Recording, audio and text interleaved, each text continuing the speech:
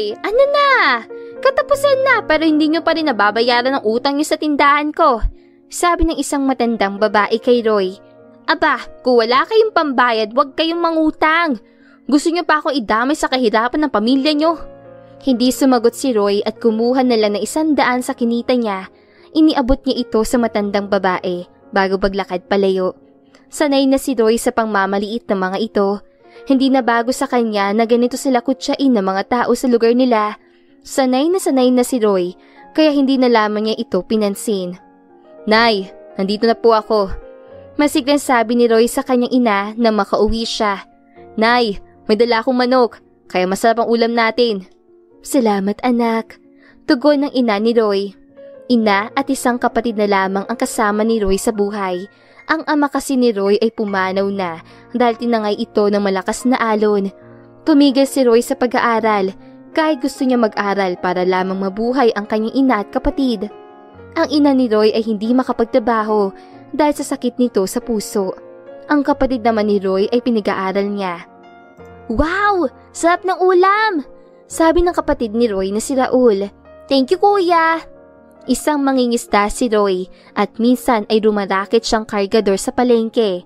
Pangarap ni Roy ang maging seaman pero napapatawa na lamang si Roy minsan dahil ang pangarap niya ay nauwi sa pagiging mangingisda. 17 pa lamang si Roy pero pakiramdam niya ay pasanay niya ang mundo. Ganoon pa man, masaya naman si Roy dahil ang mahalaga sa kanya ay ang kanyang ina at kapatid na lalaki. Kuya, sumugod dito si tita kanina. Sumbong na kapatid ni Roy sa kanya. Minura niya po si nanay kasi hindi pa nababayaran yung utang sa kanila. Ngumiti si Roy bago bigyan ng pera ang kanyang ina. Nay, kita ko po yan. Bayaran mo sila para walang masabi. Yung matitira po, ibili niyo pong pambigas at gamot niyo. Hindi maiwasang mapaluha ng ina ni Roy. Anak, pasensya ka na ha. Pasensya ka na kung nahihirapan ka dahil sa amin. Pasensya na kung wala man lang magawa si nanay. Nay, huwag niyo pong sabihin yan. Nakangiting sabi ni Roy. Masaya po ako kung ano man ang nagagawa ko. Huwag mo pong isipin yun, okay? Bahala ka, magagalit ako. Tumango ang ina ni Roy at nagpunas ng luha. Kinabukasan ay balik trabaho ang binatang si Roy. Kahit masakit ang katawan ni Roy ay titiisin niya para lamang may kitain para sa ngayong araw. Sus, habang buhay nang mamamatay sa hirap yang sila Roy. Sabi ng kapitbahay nila Roy na kanyang narinig. Mamamatay din sa hirap ang mga yan. Mga hampas lupa talagang pamilyang yan. Utang pa ng utang. Alam ni Roy na pinariringgan siya ng mga ito pero hindi niya pinansin. Hahayaan niya na lamang pumasok iyon sa kanyang kabilang tenga at ilalabas na lang niya sa kabila. Naniniwala si Roy na darating ang araw at ipamumukha niya sa mga ito na may mararating siya. Hala, nalulunod ang babae! Napatigil si Roy sa pagsampa sa bangka na marinig niya ang sigaw ng isang ginang. Tulungan niyo!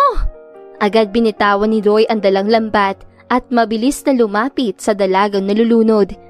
Tinulungan niya at inihawon sa pagpang. Pareho silang habol hininga na babae at parehong umuubo. Anak!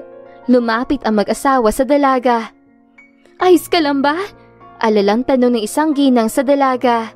Opo, sagot ng dalaga bago lingunin si Roy. Salamat sa iyo. Salamat sa pagligtas sa akin. Wala yun. Nakangiting sagot ni Roy. Ingat ka na lang sa susunod. Iho, sobrang laking tulong na ginawa mo. Nakangiting sabi ng ama ng dalaga. Hindi ako papayag na hindi ka mabigyan ng pabuya. Hindi na po kailangan, sir. Masaya po akong tumulong ng libre. Sagot ni Roy bago tumalikod. Gusto mo bang pag-aralin kita? Muling napalingon si Roy sa ama ng dalaga dahil sa sinabi nito. Narinig ko kasing pinag-uusapan ka kanina. Gusto mo ba mag-aral, iho? Libre lahat ng ito. Gusto po. Sagot ni Roy. Gusto ko pong mag-aral. Gustong gusto. Kung ganoon, ay isasama ka namin pabalik sa Maynila at doon kita pag-aaralin. Sabi ng ama ng dalaga. Huwag kang mag-alala, iho. Dahil bibigyan din kitang trabaho doon para matulungan mo rin ang maiwan mong pamilya. Salamat po. Masayang sabi ni Roy at hindi napigilang yakapin ito. Ipapaalam ko po agad ito kila nanay. Mag-iimpake na rin po ako. Masayang umuwi si Roy sa bahay nila. Nagulat pa ang kanyang ina at kapatid na makita siya. Masayang ikinuwento ni Roy sa mga ito ang nangyari at tuwang-tuwa din ang mga ito. Alam ni Roy na nalulungkot din ang kanyang ina at kapatid kaya sinigurado niya sa mga ito na hindi niya pababayaan ang mga ito.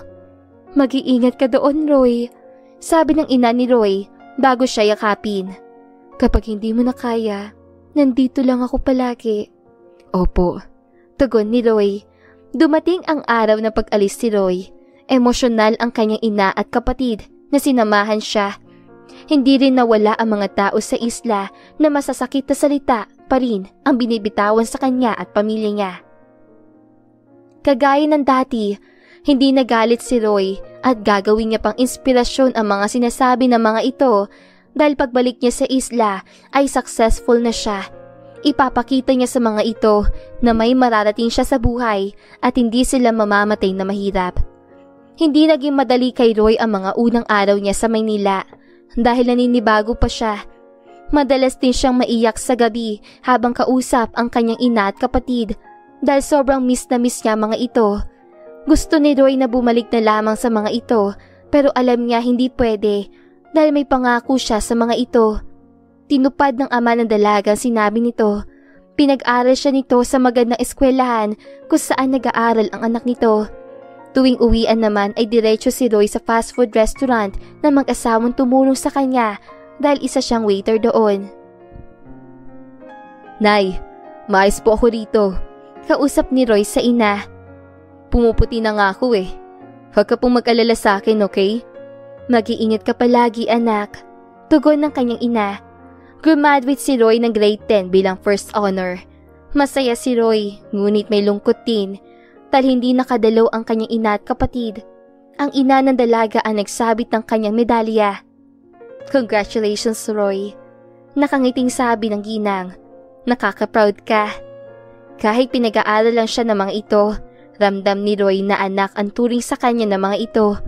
Ang bait-bait sa kanya na mag-asawa, ganoon din ang anak ng mga ito. Thank you po sa inyo. Tugon ni Roy bago yakapin ang mga ito. Babawi po ako kapag nakapagtapos po ako. Ito pa lang, hindi mo pagpapabayas sa pag-aaral ay pambawi na sa amin. Tugon ng ama ng dalaga. Na mag-senior high school si Roy ay hindi naman naging mahirap sa kanya, lalo pa at nag-aaral siya mabuti. Dahil matalino si Roy ay ginawa siyang tutor na mag-asawa para sa anak nilang dalaga. Hindi naman niya magagamit kapag nagtinda ko ng french fries. Nakangusong sabi ng dalagang si Abby. Pinitik ni Roy ang noo ng dalaga. Yung mga katwiran mo lagi, no? Alam mo, mag-aral ka mabuti hanggat kaya ng mga magulang mo. Naswerte mo nga sa buhay, tapos ganyan ka naman. Pumawi ka sa mga magulang mo, dahil siguradong ikatutuwa nila yon. Parang tumagos sa puso ni Abby ang sinabi ni Roy, kaya tumango siya at nakinig na mabuti kay Roy. Sa pagtatapos ng senior high ni Roy ay rank 2 siya dahil ang rank 1 ay si Abby. Masaya si Roy sa resulta dahil nagseryoso na si Abby sa pag-aaral. Nakapunta ang parents ni Roy kaya mas doble ang sayang nararamdaman niya. Mahal na mahal kita, Nay. Sabi ni Roy bago ito yakapin. Kaunti na lang po. Kaya ko to. Sa pagtapak ng college ay doon nasubok si Roy. Ilang beses sumuko ang katawan ni Roy dahil sa pagod at stress pero nagtuloy-tuloy pa rin siya. Hindi rin gaanong nakakausap ni Roy ang kanyang pamilya dahil sa sobrang busy niya. Akala ni Roy ay katapusan ng kanyang buhay kaya ganoon na lamang ang kanyang iyak nang graduate siya na summa cum laude. Sa sobrang saya ng mga nagpapaaral sa kanya ay nagpa-party pa ang mga ito. Nay, graduate na yung anak mo. Nakangiti at lumuluhang sabi ni Roy sa ina bago isuot dito ang medalyang kanyang makuha. Malapit na mag-isima ng anak mo. Palaging proud sa'yo si nanay. Umiiyak na sabi ng ina ni Roy bago yakapin ng ina. Mahal na mahal kita, Roy. Mahal na mahal. Alam ni Roy na hindi pa doon ang hangganan kaya nagsumikap pa siya hanggang sa maging seaman siya. Agad siyang nakasampa sa barko kaya 2 taon siyang nawala. Nang makabalik si Roy ay ini-invest niya ang kanyang sahod sa kanyang business. Lumipas ang mga taon ay naging successful si Roy. Naisipan niyang bumalik sa isla nila sakay na bangkang pangingisda. Naisip din ni Roy na magsuot na pang pangingisdang damit dahil na-miss niya ito. Ang pogi ng boyfriend ko?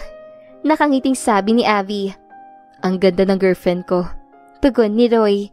Nagkatuluyan ang dalawa at wala namang tumutol doon dahil alam ng lahat na masaya ang dalawa sa kung anong mayroon sila. Aba, nagbalik na pala ang hampas lupa. Yan agad ang salubong kay Roy ng mga tao sa isla. Oh, nasaan na yung sinasabi mong successful ka kapag bumalik ka? Tumawa ang tita ni Roy. Puro ka lang yabang, Roy. Tanggapin mo na lang na wala kang may pagmamalaki. Sabi pa ng isang tita ni Roy. Mamamatay na lang kayo, mahirap ngayon. Ilang taon na po, pero ganyan pa rin ang mindset nyo. Natawa si Roy. Ayoko pong magyabang, kaso sumusobra na kayo eh. Ilang taon ko itong kinimkim, kaya wala namang masama kung lalaban ako, diba? Ito pong minamaliit nyo ngayon ay first honor noong grade 10 at rank 2 noong senior high school. Ito pong sinasabihin yung walang mararating ay summa cum laude noong college at isa ng seaman ngayon. Ito pong sinasabi niyong mamamatay na mahirap ay kumikita ng milyon ngayon at may sariling negosyo na. At itong sinasabi niyong mayabang ang nagmamay-ari ng isang to ngayon. Ngumiti si Roy. Hindi po ako galit sa inyo. Natutuwa pa nga ako kasi dahil sa mga pinagsasabi niyo sa akin at pangmamalit niyo sa amin, kaya ako nakamit lahat ng success ko. Baka may masabi pa kayo ah. Handa akong iharap sa inyong lahat ang mga katibayan na hindi ako mamamatay na mahirap. Hindi nakasagot ang mga ito at tila nawala ng boses, kaya napailing na lamang si Roy bago hawakan sa kamay si Abby. Huwag kayong mag-alala. Libre na po ang lupa niyo. Dagdag pa ni Roy bago tuluyang umalis doon. Pakiramdam ni Roy ay sobrang gaan ang pakiramdam niya. Ngayong nailabas niya ang kinikimkim niya para sa mga ito. Hindi na talaga nakapagpigil si Roy, kaya kahit ayaw niyang pansinin ang mga ito, ay hindi niya nagawa. Nang makarating sa kanilang bahay ay tuwang-tuwa ang ina at kapatid ni Roy.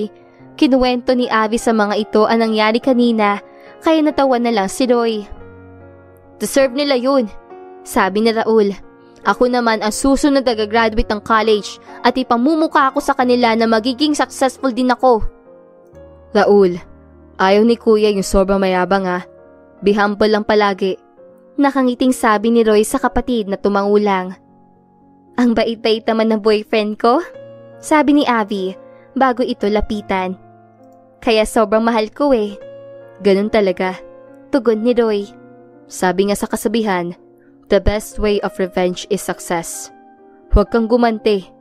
Ipamukha mo na lang sa kanila na mali sila at never magtatagumpay ang masasamang ugali nila.